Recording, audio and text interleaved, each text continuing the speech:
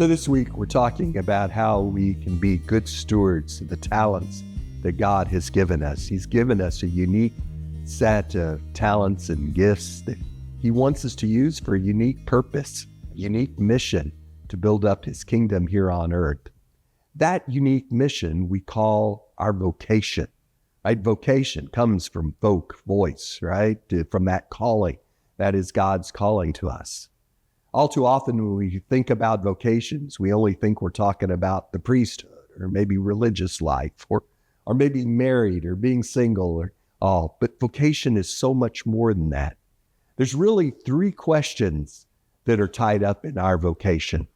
The first one is who God calls me to be. The second one is how God calls me to live.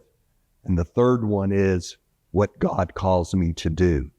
It's that second question, how God calls me to live, that is what our state of life is, whether we're a priest or religious, married or single. It really just addresses that question. But more fundamentally, we have to ask that question of who God calls me to be. In our baptism, God calls us to be holy.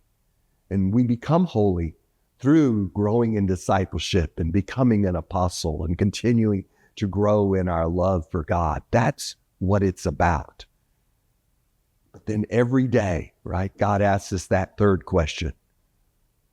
What should we do today?